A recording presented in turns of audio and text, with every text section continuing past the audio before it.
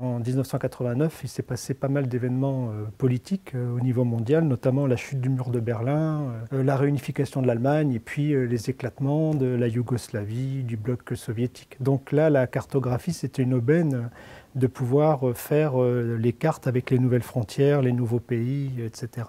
J'ai commencé à travailler manuellement sur des transparents, et puis je suis passé petit à petit à l'informatique. Maintenant, on arrive à faire quelque chose de beaucoup plus agréable, de très attractif, de coloré, d'attirant pour l'œil.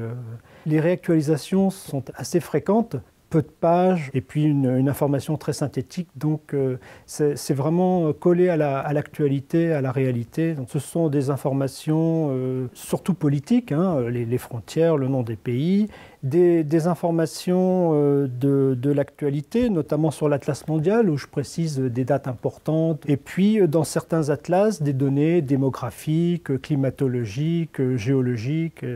J'essaye vraiment de rendre la chose simple, attractive et synthétique. L'atlas touristique, donc, c'est une nouveauté. J'ai à peu près recensé 4000 sites que j'ai cartographiés sur la France. Des sites naturels, des sites historiques, des châteaux, des parcs d'attractions, des grottes, des gouffres, etc. L'intérêt, c'est de se promener dans les régions françaises et de faire un choix quand on voyage. Tiens, ça, j'avais pas vu qu'il y avait ça, donc c'est intéressant peut-être d'y aller. On a ressorti l'Atlas mondial avec en bonus une carte, un planisphère du monde qui est édité chez Michelin. Et c'est une très belle carte qui donne une idée globale du planisphère avec les drapeaux et quelques petites informations sur la population, etc.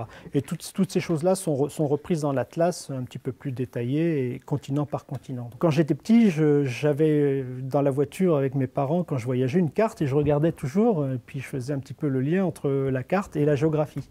Et quand j'ai fait des études de géographie, c'est l'inverse, c'est la géographie qui me donne un lien pour faire la carte.